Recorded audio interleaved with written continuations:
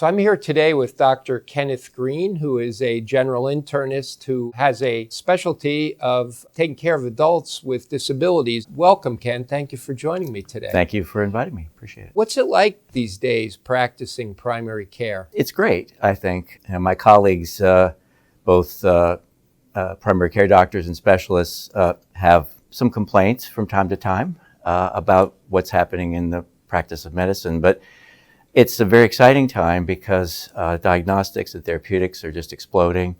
We're able to treat diseases that we couldn't treat at all before. I've been in practice for about 30 years, so I've seen wonderful evolution of the technology and the knowledge base that we have. So it's a good time to be in primary care medicine. The challenge is having to do with paperwork and administrative work and so forth are considerable, but not insurmountable. Yeah, and the electronic medical record, I imagine. What platform are you on? We use a system called Quantum, which is actually the Quest diagnostic system. I know that a reason why we wanted to have this conversation with you is that GBMC has been in advanced primary care for a while, and we've been able to hire nurse care managers and care coordinators. And we were excited when the Maryland primary care model started because it gave us the opportunity to work more closely with private practicing primary care docs like yourself and to provide some resources that you didn't have before. You want to talk a little bit about how that's been? It's been very good, by and large. There's been a lot of learning, and still is a lot of learning on everybody's part, and my part at least, as to how to utilize those resources appropriately and maximally. And of course, the people that are working with me have to adjust to my particular characteristics and, I guess you'd say, personal preferences. But it's been good in the sense that I am a solo practitioner. I have an office manager. I have 2 part-time secretaries. So I don't really have a strong clinical association with anybody. And so we're all in our silos pretty much, our own practices. I used to go to the hospital. I don't do that anymore. That was an opportunity to meet with my colleagues. I go to grand rounds once a week and chat a little bit with people. But it's good for me to have some clinical people that I can talk to who also interface with other practices, primary care practices, and can help me with best practices. And then just having these resources so I can have a patient who needs someone to talk to about various issues. And I can just make a quick phone call, I have my secretary do that, and we get a person coming right over. So it's been great. The whole idea of more touches, more interactions directly with a patient, I think is a good one for the most part. And then on a very specific level, we've had tremendous benefit from being able to turn over some of the more difficult administrative problems and medical problems to our CTO people. They've been really helpful. I was telling Dr. Tucker about a patient we had who had a very high hemoglobin A1C. It was actually measured as over 13. They didn't even tell me the number. Wow. This was a woman who had some dementia. She had a husband who was very devoted, but not particularly informed about how to help her. And the CTO people came in and did a tremendous job. They got her a glucometer, showed her how to use it. They kept in touch with both of them. And the success story is that about 6 months later, her hemoglobin A1C was down around 8. Isn't that fabulous? So it was for those people watching the video who may not be aware of what the CTO is, it stands for Care Transformation Organization.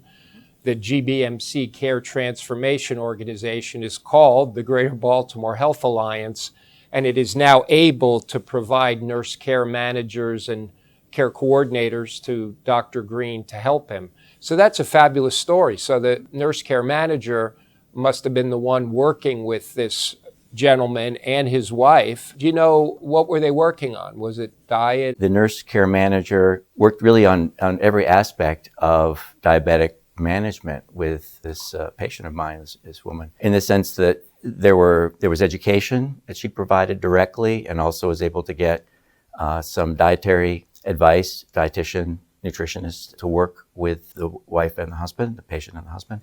She was able to make sure that they could get a glucometer that their insurance would pay for, which is not always the easiest thing, that they knew how to check blood sugars and how to report them back to me. Really just kind of walk them through all of this and provided also very good follow-up. So it wasn't a matter of just giving somebody some instructions or a little help and then saying, go at it. It was really a very comprehensive approach that they had, and it really was very, very successful. What a great example of having a nurse and the dietitian there to support you so you can continue doing the work of the physician.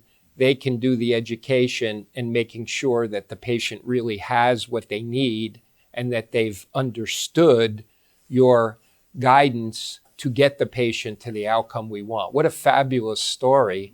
That's exactly what we've been trying to do. And we're grateful for the Maryland Primary Care Program to be able to now also support primary care practice in the private arena to get the same work done. I would be foolish if I didn't also highlight to people who don't know that the Maryland Primary Care model is trying to incentivize financially primary care physicians to give you a little bit extra so you could carve out the time to spend a little bit more time with your patients. And I know you personally, because everybody knows how good you are, have been doing this on your own for years, but now to have some financial support to be able to do it, that must be a benefit to your practice as well. Very much so. And it's also given us resources that we can use to bring in other elements that help us with the management of our patients. I mean, just to give you a small example, we've adopted what some doctors are doing now, some offices are doing, which is to hire Uber transportation for some of our patients who have trouble getting into the office. So we now have funding that we can actually use for that purpose. Isn't that fabulous? So the patients just love it. They get the car comes right to their door. They come to the office, they get brought back right to their door, and there's no charge for them. So that's just something we've been able to do because of the financial support. And isn't that fabulous? That's a win for you. It's a win for the family. It's also a win for people having Medicare expenses taken out of their salary, because most of these patients are served by the Medicare Trust Fund. This is exactly the kind of redesign that we need. Do you want to close with any comments? Do you have any other guidance to give me or anybody about how we can help you do what's right even better? Well, I would express my thanks for your interest, because I know it's been there since you've been here at GBMC. I've been aware of that. Your interest in supporting primary care medicine and also quality of care, which is something we didn't touch on all that much. I think that I definitely buy into the idea that we want to support good quality care as opposed to quantity of care.